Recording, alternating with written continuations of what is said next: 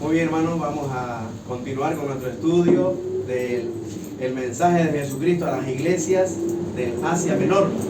Recuerden que estamos estudiando Apocalipsis capítulo 2 y 3, que es donde el Señor Jesús escoge 7 iglesias de las cientos que ya había en ese tiempo, ¿no? Para dar un mensaje que de alguna manera pueda animarles a ellos, según lo que estaban viviendo y estaban pasando, pero detrás de ese mensaje, un mensaje profético para toda la iglesia de Jesucristo, de todas las épocas, de todas las edades, ¿sí? Entonces, vamos a abrir nuestras Biblias a capítulo 2 de Apocalipsis. Apocalipsis capítulo 2. De repente, para ubicarnos y recordar un poquito, porque con el aniversario hemos quedado un poco desenchufados de este estudio, ¿no? Decirles de que Apocalipsis 1, versículo 19, el Señor nos da un bosquejo de lo que nos va a decir en este libro, ¿sí? Recuerden que le dijo a Juan: escribe de las cosas que has visto, la visión que tuvo de Cristo resucitado, ya no glorificado. Eso está en el capítulo 1. Y luego le dice: escribe de las cosas que son, ¿no? El periodo de la iglesia, ¿verdad? El capítulo 2 y capítulo 3. Y luego le dice: escribe de las cosas que sucederán después de estas, después del periodo de la iglesia, ¿no? Después de que la iglesia sea arrebatada. Entonces, en ese tiempo estamos, ¿sí? Donde el Señor está diciendo toda la historia de lo que iba a vivir y lo que iba a pasar la iglesia. Entonces, estamos estudiando capítulo 2 y capítulo 3. Eso es las cosas que son, ¿ya? Y dentro de las cosas que son, o sea, la historia de la iglesia, ya estamos en el mensaje a la tercera iglesia. La tercera iglesia, ¿ya? Apocalipsis capítulo 2 del versículo 12. Apocalipsis, el último libro de la Biblia, ¿no? Capítulo 2, empezando en el versículo 12. Ahí encontramos el mensaje del Señor Jesús a la iglesia de Pérgamo. Vamos a ver qué le dice a Pérgamo. Ya vimos qué le dice a Éfeso, a Esmirna, y vamos a ver ahora qué le dice a Pérgamo. Versículo 12 en adelante, dice: y escribe al ángel de la iglesia en Pérgamo, el que tiene la espada aguda de 2 filos, dice esto: yo conozco tus obras, versículo 13, y dónde moras, donde está el trono de Satanás, pero tienes mi nombre, no, retienes mi nombre, y no has negado mi fe, ni aun en los días en que Antipas, mi testigo fiel, fue muerto. Entre vosotros, dice, ¿no? Donde mora Satanás. Pero tengo unas pocas cosas contra ti, que tienes ahí a los que retienen la doctrina de Balaam, que enseñaba a Balac a poner tropiezo ante los hijos de Israel, a comer de cosas sacrificadas a los ídolos y a cometer fornicación. Y también tienes a los que retienen la doctrina de los nicolaitas, la que yo aborrezco. Por tanto, arrepiéntete pues si no, vendré a ti pronto y pelearé contra ellos con la espada de mi boca. El 17. El que tiene oído, oiga lo que el Espíritu dice a las iglesias. Al que venciere, daré a comer del maná escondido, y le daré una piedrecita blanca, y en la piedrecita escrito un nombre nuevo, el cual ninguno conoce sino aquel que lo recibe. Muy bien, ahí está el mensaje de Cristo a la iglesia de Pérgamo. Muy bien. Entonces esta es la tercera iglesia que el Señor Jesús escoge para dar un mensaje, ¿no? Por lo que estaba viviendo esta iglesia, por su estado espiritual, que de alguna manera el Señor en su soberanía, ¿no es cierto?, quiere dar un mensaje para todas las iglesias y para toda la iglesia de Cristo a lo largo de toda su historia hasta el arrebatamiento. Pero vamos a mirar primeramente la iglesia de Pérgamo. Esta iglesia, hermano, existió, todas estas iglesias existieron ahí en el Asia Menor. Como dije al principio, son iglesias que fueron fundadas, ¿no?, por los apóstoles, que después de todo este tiempo que había pasado, entonces ellos han experimentado ciertas dificultades en sostener su fe, en sostener el nombre de Cristo, su testimonio, ¿sí?, por los problemas que vinieron de manera externa, por la persecución, de manera interna, lo que vivieron entre ellos ahí en las diferentes iglesias. Entonces el Señor escoge estas 7 iglesias por una razón que solamente Él tiene y nosotros podemos de alguna manera interpretarla al estudiarla, ¿no? Así que ya estudiamos el mensaje a Éfeso y eso ilustra la iglesia que perdió el primer amor, ¿no? Es decir, se dedicó tanto a la obra de Dios y descuidó a Dios. ¿Entienden eso? Es decir, la prioridad de ellos se centró en el trabajo, en las misiones, en salir a evangelizar, a testificar, a discipular, a ocuparse de las viudas, de los huérfanos, de los pobres, los desamparados, que estaba tan activa esta iglesia que descuidó su tiempo con Dios, dice, ¿no? Eso ilustra la época de la iglesia apostólica, ¿sí? La primera iglesia, el primer siglo de la era cristiana, a tal punto que de tanta actividad se descuidaron del Señor. La iglesia de Esmirna, el mensaje a la iglesia de Esmirna, es una iglesia perseguida. La iglesia perseguida. El mensaje de esta iglesia también anima a estos hermanos a perseverar, ¿no es cierto? Aunque las circunstancias eran adversas, pero a seguir adelante. No tiene ningún reproche para ellos, más bien elogios, ¿no es cierto? Y ánimo, porque estaban pasando un momento difícil por la era de la persecución. Y esta iglesia ilustra los 10 periodos de persecución que pasó la iglesia cristiana después del primer siglo, desde Nerón, ¿no?, hasta antecito de Constantino, no recuerdo el nombre del emperador, ¿no?, el Diocleciano creo que era, pero fueron los 10, bajo los 10 emperadores, desde Nerón, ¿no?, hasta Constantino, persiguieron a la iglesia, ya persiguieron a los cristianos, ¿sí? Y la persecución venía del imperio, hermano. Este fue un periodo muy difícil para la iglesia, que ya lo miramos, ¿no?, anteriormente. Hoy, hermano, vamos a mirar el mensaje de la iglesia de Pérgamo. Esta iglesia es muy interesante por su nombre. La palabra Pérgamo significa matrimonio mixto o doblemente casada. Doblemente casada. Y habla del yugo desigual, ¿no? Habla del matrimonio mixto. Pero aparte de ese significado, también viene de la palabra pergamino. Y también es muy significativo porque Pérgamo fue el lugar donde se fabricaba el papel de ese tiempo, llamado pergamino, ya donde se escribía, ¿no? Y dice que esta ciudad era la segunda ciudad del imperio, ¿no?, que tenía la más grande biblioteca, ¿ya? Pérgamo, ¿sí?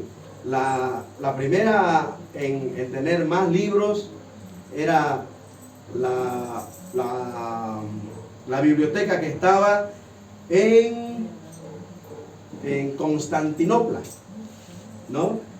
Y la segunda en importancia era la que estaba en Pérgamo, ¿ya? Entonces esta biblioteca realmente, bueno, daba un sitial importante culturalmente a esta ciudad. Esta ciudad era grande culturalmente, pero también era grande en comercio. Y era una ciudad que no solamente era grande en cultura y en comercio, pero era el centro, hermano, de la adoración al emperador. Al emperador. O sea, era una ciudad donde se practicaba mucho la idolatría. Porque ahí, por ejemplo, estaba el templo al dios Zeus, ¿no? Al dios griego Zeus. Y también este dios famoso de ese tiempo, Esculapio. Esculapio era el dios de la medicina, ¿no? El que siempre lo sacan con una víbora envuelta, ¿no? Eso. Y es la figura que va en todos los remedios, ¿no? Ahí era el centro de la adoración a Esculapio, a Zeus y al emperador romano. ¿Qué le parece? Así que Pérgamo era una ciudad importante en el imperio romano. ¿Ya? Era un lugar, dice, donde acudía gente de todo lado cuando era la fiesta del dios Esculapio o del dios Zeus, o cuando era el día apartado para el emperador. Pero sucede que como ahí era el centro de la adoración al emperador, ¿ya? Los cristianos tuvieron mucho problema en esto, porque aunque se le exigía un día al año que digan que César es el Señor, eso chocaba mucho con los principios cristianos, porque el único Señor de los cristianos, ¿quién es? Jesucristo, ¿no? El Señor Jesús. Entonces ellos jamás se iban a inclinar y le iban a rendir culto a otro Señor, con minúscula, ¿no? Que no sea el Señor Jesús. Así que era un lugar, como bien lo describe el Señor aquí, era el centro, dice, de Satanás, la casa de Satanás, el trono de Satanás. 3 veces, ¿no? Dice en la lectura, donde mora Satanás, donde tiene su trono Satanás, ¿no? Entonces, esa era la ciudad de Pérgamo, hermano, para que tengamos idea de cuál era la vida que tuvieron que soportar los cristianos. Porque en esa ciudad había una iglesia, hermano. Había una iglesia en Pérgamo, una iglesia cristiana. ¿Ya? Vamos a ver cómo se presenta el Señor Jesús a esta iglesia en Pérgamo. Recuerden que las presentaciones que hace el Señor de su persona a las iglesias es la descripción que hace Juan en el capítulo 1. Cómo Juan vio a Jesucristo, ahora glorificado como Dios, habiendo retomado su gloria, ¿no? Y aquí está su presentación a Pérgamo. Dice el versículo 12. Escribe al ángel. Recuerden que ángel significa pastor o obispo, el encargado, el obrero, ¿no? El mensajero de esa iglesia. Y le dice de la iglesia de Pérgamo: el que tiene la espada aguda de 2 filos, dice esto. Mire esa descripción. El que tiene la espada aguda de 2 filos. ¿Ya? ¿Cuál es la descripción aquí, hermanos? Vemos al Señor con la espada desvainada, ¿no es cierto? Sacada de la vaina, una espada de 2 filos. ¿A qué se refiere la espada de 2 filos? Exacto, está en posición de ataque. Muy buen detalle, hermana Benita, ¿no? Está en plan de ataque. Ya está en posición de guerra. ¿Ya? Algo está pasando en esta iglesia, que el Señor está con su espada de 2 filos. ¿Recuerdan cuál es la figura de la espada de 2 filos? ¿A qué se refiere? Efesios, a la palabra de Dios, Efesios 6, ¿no? En la descripción del soldado. Y la espada del Espíritu, que es la palabra de Dios, dice, ¿no? Y Hebreos 4:12, ¿qué dice? Hasta de 2 filos que penetra. Dice que la Biblia es como palabra de Dios, es como una espada de 2 filos que penetra hasta partir el alma, la coyuntura y los tuétanos y el espíritu, ¿no? Entonces, está hablando, hermanos, de que el Señor aquí, con su palabra, está listo para pelear. ¿Ya? Así se presenta a la iglesia de Pérgamo. Por el contenido vamos a ver por qué el Señor está listo con su espada para pelear. Con su palabra. Versículo 16. Por tanto, arrepiéntete, pues si no, vendré a ti pronto, dice, y pelearé contra ellos. Vamos a ver contra quién. ¿Con qué? Con la espada de mi boca. ¿No? La espada de dos filos, que es la palabra del Señor. ¿Ya? Ok. Así se presenta. ¿Cuál es su elogio? Versículo 13 dice: yo conozco tus obras. Bueno, a todas las iglesias le dice eso, ¿no? Yo conozco por lo que estás pasando, por lo que estás viviendo. Sé bien cuál es la realidad. Tú puedes decir una cosa, pero yo sé realmente lo que vives, ¿no? Eso, la soberanía de Dios, su omnisciencia. Y también dice, no solo conozco tus obras, pero conozco dónde moras, dónde estás plantada como iglesia. ¿Y dónde había estado esta iglesia? Donde está el trono de Satanás. ¿No? No solamente el dios más importante de los griegos, el dios Zeus, ni el dios de la medicina, a donde acudían muchos, ¿no es cierto?, en peregrinación para ser sanados, para ser prosperados, ¿no?, por estos dioses. Pero estaba ahí el trono del emperador. El culto al emperador. Ese era el centro. Entonces el Señor dice, es el trono de Satanás. Así describe a Pérgamo, a la ciudad de Pérgamo. El trono de Satanás. Y ahí está su iglesia. Entonces esto es un elogio que Dios le hace a estos hermanos. Ustedes realmente están en medio de las tinieblas, ¿no? En medio de Satanás, prácticamente, donde Satanás tiene su operación, ¿no? Su centro de operaciones. Era el centro idolátrico más popular de ese tiempo, Pérgamo. ¿Qué le parece? Y ahí había una iglesia. Sé dónde moras, en el centro de la idolatría. ¿Ya? ¿Está bien? 2. Dice, retienes mi nombre. Mire eso, ¿no? A pesar entonces de lo que estaba en el lugar donde estaba y todo lo que pasaba a su alrededor, ellos retenían, dice, su nombre. Esto habla de su valentía, ¿no? Eran valientes en medio de ese centro idolátrico, ¿no? El trono de Satanás. En medio de las tinieblas, este era un testimonio de luz del evangelio, ahí en Pérgamo. ¿Ya? Luego dice, también no has negado mi fe. Eran fieles también, ¿no? A pesar de las circunstancias, ellos se mantenían firmes en su fe. Pese a la intimidación de Satanás ahí, ¿no? Para que ellos nieguen su fe. El valor de ellos fue puesto de manifiesto y el Señor Jesús lo resalta, hermano. Has mantenido hasta ahora mi fe, ¿no? Confiaban en el Señor. Entonces, después de este elogio, sin embargo, ¿no? Pese entonces a las pruebas y a las persecuciones que la iglesia hasta el momento había sufrido, sin embargo, esta iglesia ya tenía algunas cosas que el Señor tiene que observar.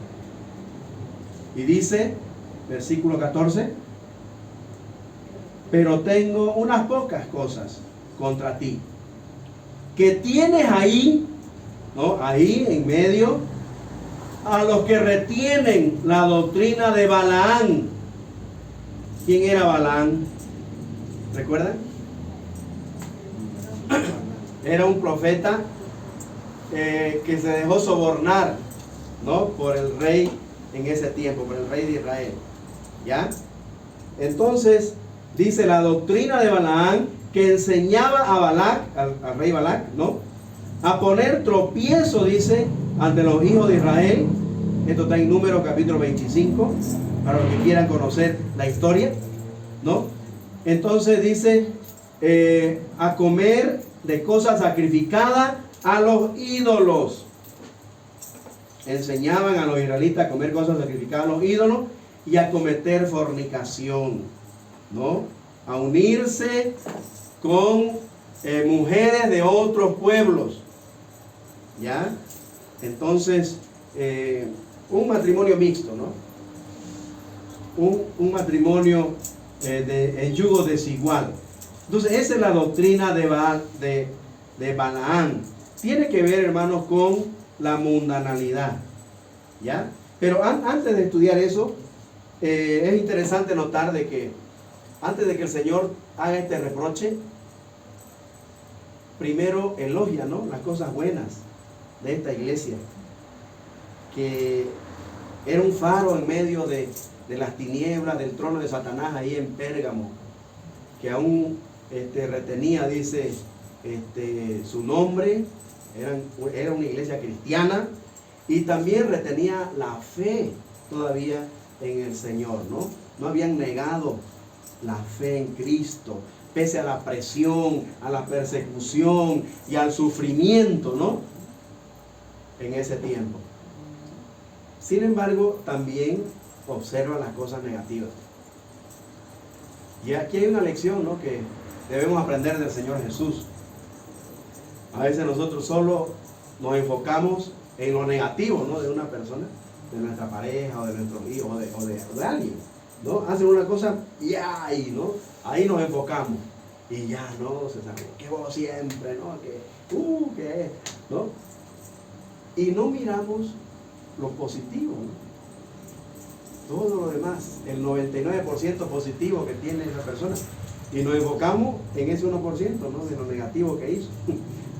¿No ves? Pero el Señor Jesús nos enseña que debemos también reconocer lo positivo de la persona y observarle con amor lo negativo, como hace el Señor con estos hermanos, ¿no? Entonces, la primera observación dice: tengo contra ti que retienes ahí esa doctrina de Balaam. Y por el contenido vemos que tiene que ver con la mundanalidad. Con la mundanalidad, ¿no? Esta era una iglesia que había tolerado, que había permitido la mundanalidad en medio de ellos, ¿no? Y eso es lo que el Señor observa. Era tolerante a la mundanalidad, a la mala doctrina también. Dice más adelante, también, versículo 15, tienes a los que retienen la doctrina de los nicolaitas, la cual yo aborrezco. La doctrina de los nicolaitas, Nico y Laos, ¿no?, el señorío de pueblos, ¿no es cierto?, tiene que ver con ya el principio de tener un liderazgo, ¿no es cierto?, centrado en la persona, ¿no?, en dominar al pueblo. Los nicolaitas, ¿sí? Laos, recuerden, pueblo, ¿no? Entonces, querían dominar. Ya había ese ambiente de querer tener un liderazgo dominante, ¿no es cierto?, centrado en una persona. Y eso yo aborrezco, dice el Señor, ¿no? Entonces, esa es la observación que tiene, ¿no?, para esta iglesia: la mundanalidad, la tolerancia del pecado, de la mundanalidad, y la tolerancia a la mala doctrina, a la falsa doctrina. ¿Ya?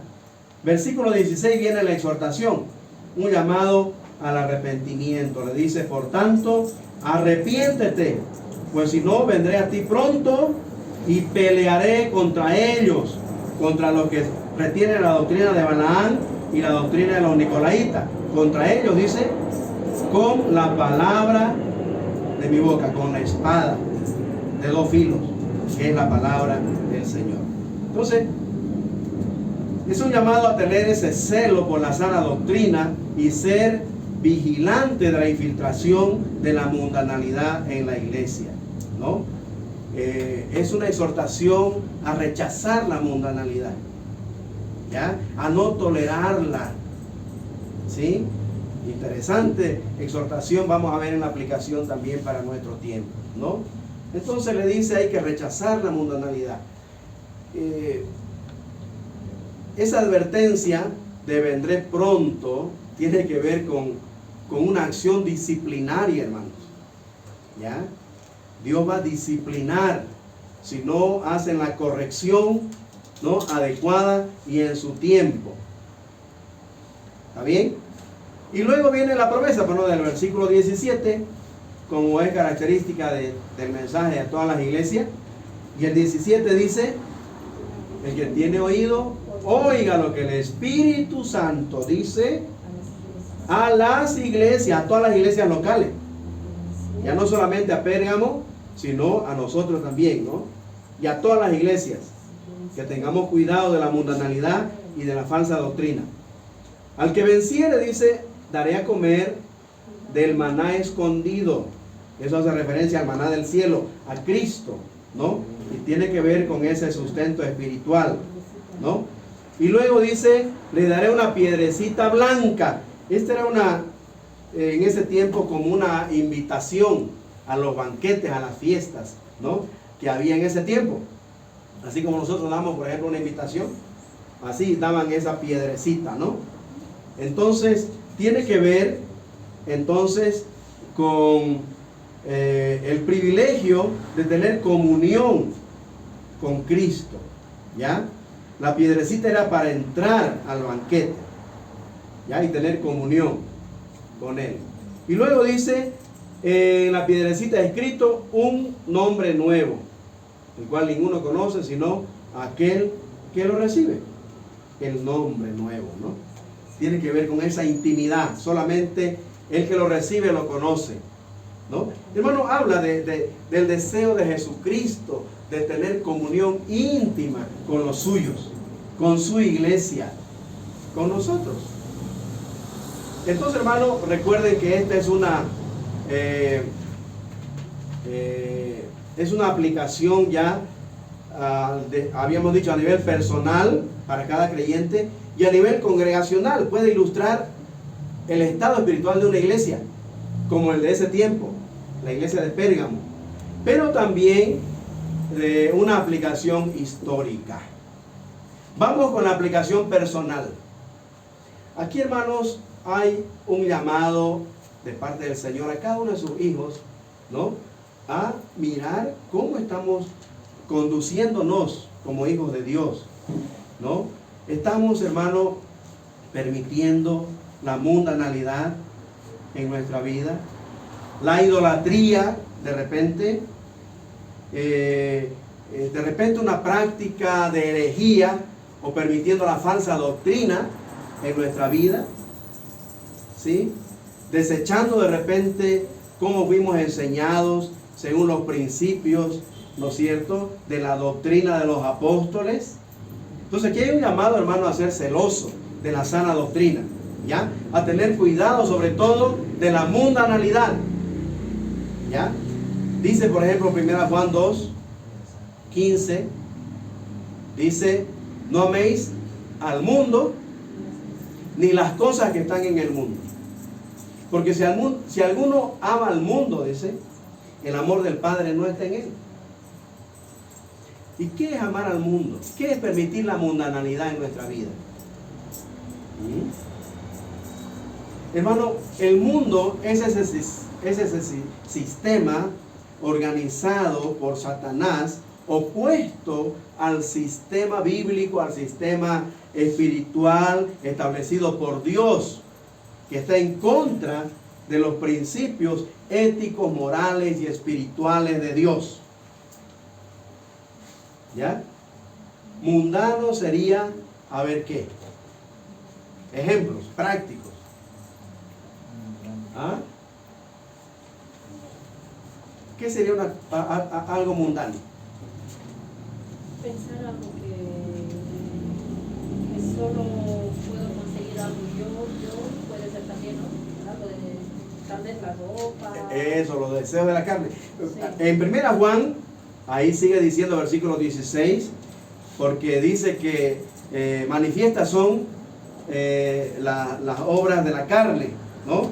El mundo se manifiesta, dice, a través de los deseos de la carne, eso, ¿no? Querer satisfacer mi yo, ¿ya? Después dice los deseos de la carne, la vanagloria de la vida, ¿no? El orgullo, ¿sí? El buscar la fama, Y luego, Deseo de los ojos. los deseos de los ojos, ¿no? Querer lo que veo, ¿no? Y entonces todo entra por los ojos, ¿de verdad? Todo eso es mundano, ¿ya? Y también cómo se divierte el mundo, cómo vive la gente sin Cristo. De eso se trata la mundanalidad. Es un sistema opuesto al sistema de Dios, pues, ¿no? Tiene que ver con un estilo de vida. Un estilo de vida opuesto al de Dios. ¿Ya? Mundano es todo lo que está en contra de la voluntad de Dios. ¿Ok? Entonces hay un llamado a mirar en nuestra vida si de repente hemos permitido la mundanalidad. Y también la idolatría, ¿no? Y recuerden que idolatría no es solamente arrodillarse ante una estatua, ¿no? O una imagen de algo o alguien. Idolatría es todo lo que ocupa el lugar de Dios. Todo lo que desplaza a Dios del primer lugar en nuestra vida. Eso es idolatría. Y ahí puede ser, ¿no? ¿Qué digamos? Si solo busco, o mejor dicho, Lo más importante de mi vida que no sea Dios, digamos. ¿A qué le doy más importancia? Ya al trabajo, puede ser la casa también. la familia, la casa. Bueno, hay muchas cosas, ¿no? Diversiones. Cosas, hermano, que desplazamos a Dios por darle lugar a esas cosas, ¿no? O a esas diversiones. ¿Sí?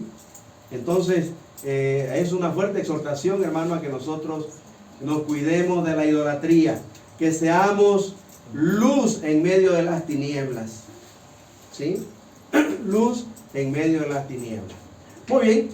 Y la aplicación histórica, hermano, tiene que ver con una mirada histórica que indica, hermanos, el periodo de la iglesia que vivió saliendo de la persecución. Esto ilustra más o menos el siglo III, el año 325, cuando Constantino, un emperador que tuvo una interesante conversión, ¿no?, al cristianismo, porque su mamá era cristiana. Por eso en ese tiempo no persiguieron mucho, ¿no?, al cristianismo. Pero él dice que tuvo una visión, que en un sueño Dios le mostró una cruz y le dijo que con esa espada, con esa cruz, él iba a vencer. Y como él venció, ¿no?, y se acordó de su sueño, dijo: esta cruz no es más que el cristianismo, ¿no? Así que él abrazó la fe cristiana y dio libertad al cristianismo. Ya no hubo persecución como la que sus antecesores la tuvieron, ¿no? Y, hermano, de a poco, él era un genio político, dice la historia. Él encontró en el cristianismo un apoyo para su imperio.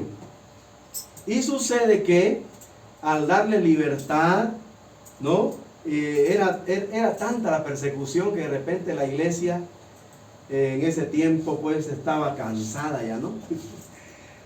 Que no se dieron cuenta, hermano, cómo Satanás cambió de estrategia. Satanás quería acabar el cristianismo a través de la persecución, a través de las muertes que hubieron por el Imperio Romano, que después cambió la estrategia uniéndose al enemigo, ¿no? Esa es la estrategia. Entonces, bajo el gobierno del emperador Constantino, la iglesia, hermano, tomó la decisión de unirse al imperio, y ahí nació la Iglesia Católica Romana. Esa es la segunda época de la historia cristiana, ¿ya?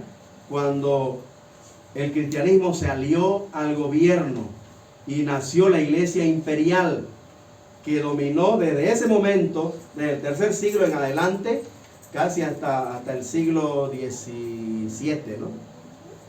Y hubo un tiempo, hermano, donde vamos a mirar en el mensaje a la iglesia de Tiatira, ¿no?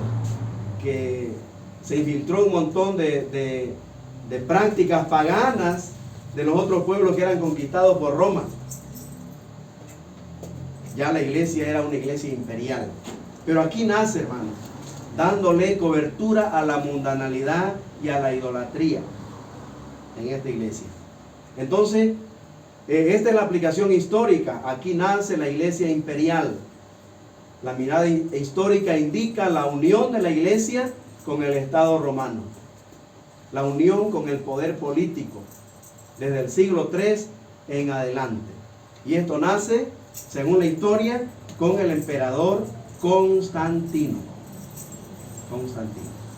¿Ya? Entonces, hermano, ese es el mensaje a la iglesia de Pérgamo. Un mensaje, hermano, que también nos toca a nosotros analizarnos, reflexionar y de repente también atender a esa exhortación que dice: por tanto, arrepiéntete. Si hemos dado lugar a la mundanalidad, a la idolatría en nuestra vida, que nosotros personalmente nos arrepintamos, hermano. Y como iglesia, si de repente hemos dado lugar a la idolatría o a la mundanalidad, que también, hermano, lo desechemos, ¿no? Confesemos, evitemos caer en la mundanalidad. Hay muchas iglesias, hermano, que han abierto las puertas a muchas prácticas mundanas. Ahorita las iglesias más populares, las iglesias más concurridas son esas, las que atraen a la gente a través de shows, a través de espectáculos, a través de campañas, ¿no? Mundanas. Y la palabra a un lado, ¿no? Hay charlas de motivación, ¿no? Hay charlas de inspiración, ¿no es cierto? Sin usar ni un versículo bíblico. Puro psicología, ¿no? Puro charlas motivacionales. Cero palabra. Hermano, Dios advierte y dice: yo estoy con la espada de dos filos desenvainada para ir a pelear contra aquellos que han permitido, ¿no?, la infiltración de la mundanalidad y la idolatría en la iglesia. Pero de repente a nivel personal yo lo he permitido también. También Dios nos llama, hermano, a arrepentirnos y a volvernos a Él. Que el Señor nos ayude, hermano, a ser celosos de la sana doctrina, a evitar caer en la mundanalidad, que estemos alerta. A veces, hermano, en nuestra casa suena todo el día la radio, la televisión, ¿no? Pero nada que me edifique, todo mundano, ¿no? Puro música mundana, puro series mundanas, puro películas y novelas que nos mete el mundo a nuestra mente y a nuestra vida. Y no hay nada que edifique nuestra vida cristiana. Cuidémonos de la mundanalidad, hermano. Cuidémonos de la idolatría, las cosas que desplazan a Dios del primer lugar. Amén. Vamos a orar, hermanos, pidiendo que el Señor nos libre de estos pecados. Oremos.